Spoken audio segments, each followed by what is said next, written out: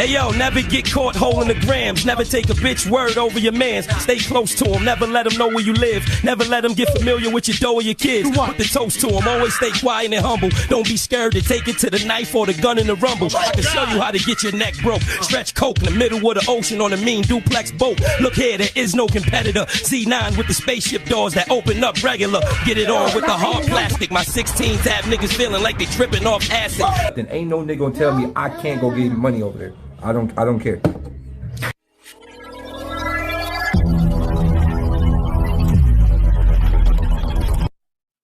Shout out to SURREALMOOKIE. On today's Surreal Battle Rap Media and Hip Hop, we got Hitman Holla finally responds to Murder Mook. I guess it wasn't no interview. Also, we got, it looks like Cat Williams did some damage to Kevin Hart's career because his sales on Netflix slipped. Tomatoes. Hit that like, share, and subscribe, and let's get right to these stories.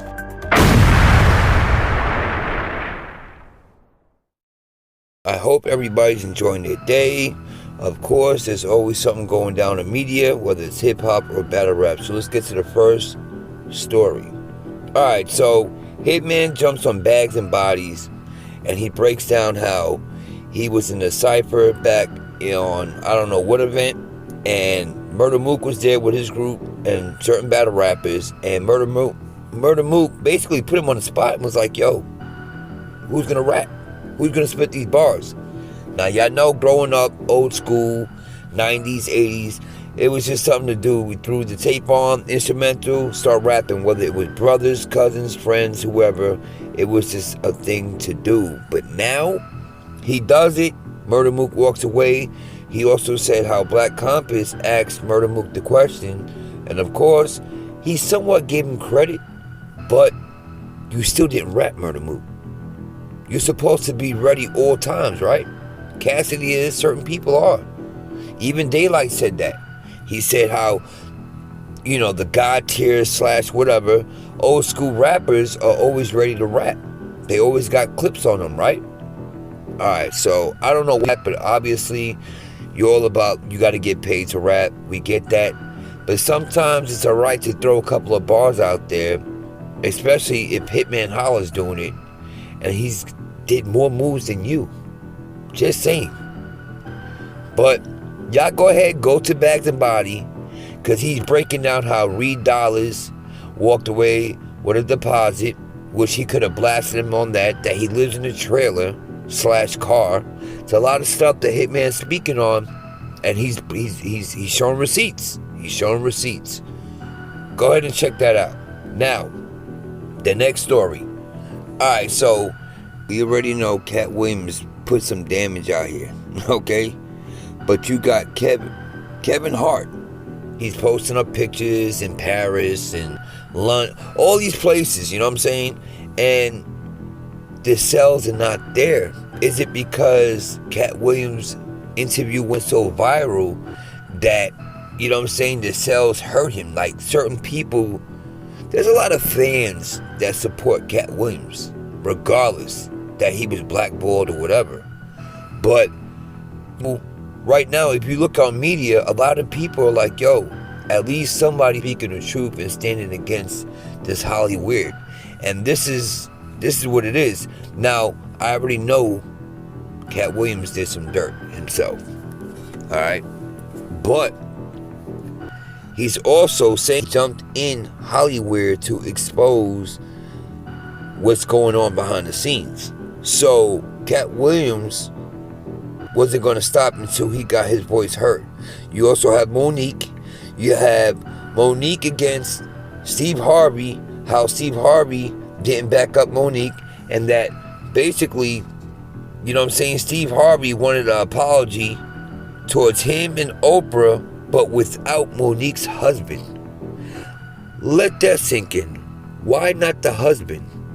Isn't your husband supposed to support whatever? Regardless, it was that time to go in that room, you know what I'm saying, and do what you have to do, allegedly.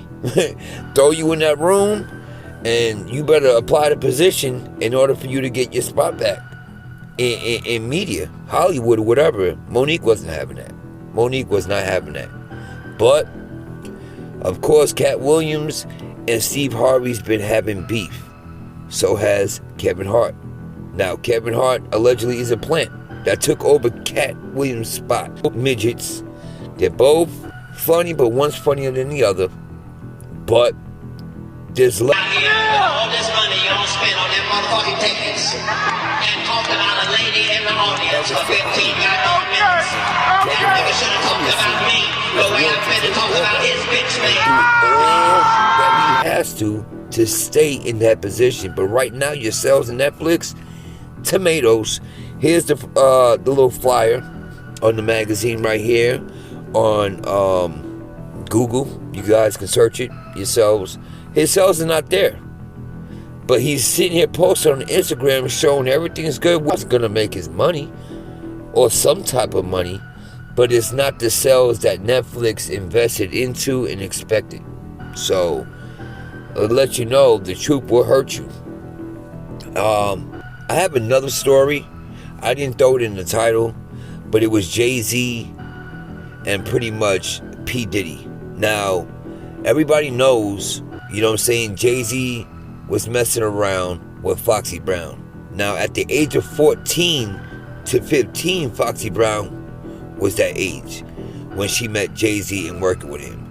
Jay-Z was 27, okay, 27 years old, and allegedly Foxy and him didn't do nothing, but you can see pictures of him holding his arm around Foxy. Foxy, of course, is not going to say nothing, you know what I'm saying, because regardless, Jay-Z did stuff for her in her career to put her in the spotlight. Whether she's getting royalty checks, whether she gets her own, you know what I'm saying, her masters in her music or whatever, she did what she had to do. Now she's with this guy from Shotters, Bob Marley's, it's not his son. It's this dude. He does music, reggae music. I'm gonna get his name though. But he played on Shotters. And she's happily fine. She's great. But let's think about how Jay-Z also messed around with Alliyah. So did Damon Dash. So did R. Kelly. She was underage. Allegedly, Jay-Z messed around with her when she was, I don't know, of age, 18, 19. Damon Dash messed with her too. I don't know how old Damon Dash is. He looks old as hell. So all of them basically was grooming these younger artists. It's to the point where they're saying allegedly P. Diddy groomed Beyonce, but then Jay-Z was checking on Beyonce at the age of 16. But he orchestrated everything and finds out that when she was of age, they bumped, you know, heads again, and, you know, they got together, and it is what it is now. But I don't think Beyonce is really happy. She's got Karens around her 24/7. She can't do what she wants. I heard, allegedly, these are all alleged, that she slept with one of the Les twins that traveled with her. You know what I'm saying? That was the rumor. Also, that she messed around with Sean Paul. Jay-Z wasn't feeling that. Got him blackballed. There's a lot of stuff that comes with Jay-Z. You have Jagger White saying these stories that basically P. Diddy and Jay-Z do the same type of work, whether it's the the liquor industry, whether it's grooming girls, whether it's dealing with the same people that's trying to get them up there. I don't know, man. It's a lot going on. You also got Jay-Z allegedly helping P. Diddy out of the situation. I heard he got arrested. Then I heard he's out. Of course, he got the money to get out. This is P. Diddy. But you got Jay-Z getting his connections, whether it's lawyers or probably the same ones he used for Meg Thee Stallion. You know what I'm saying? But regardless, he's got political connections, and his team, best of the best. They'll find a way to get out of this loophole, whether it's P. Diddy not being a billionaire no more and paying all these people out to fix his profile. They're going to find a way. It does not matter. They got a lot of history. You even got P. Diddy, you know what I'm saying, allegedly, which everybody's been saying that he's allegedly gay, okay? I have nothing against him at all. It's just that if you're that way, you know, you could be that way, but stop hiding it. You know, some people feel like be yourself. We're in that era now where you could be yourself and not be clown, whether you're in sports or whatever. But they're saying allegedly P. Diddy was messing around with Jay-Z too. And that's just what it is. It sounds crazy. I remember in the 90s they were saying there was a hidden gay rapper and it never came out. And he's well loved, well respected, and one of the top names in battle rap. If you are living in the 90s, you would know what I'm speaking on. They said it.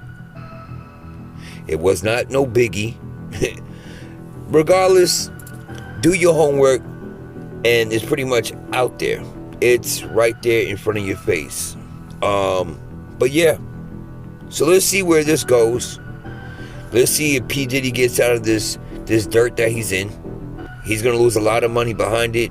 His assets are being sent overseas to where the FBI cannot mess around with his money based on what he got.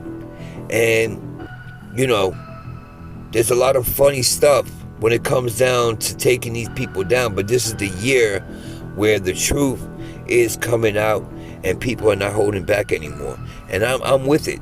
I'm with it. You know what I'm saying? But I do feel bad for Monique, you know what I'm saying, getting blackballed.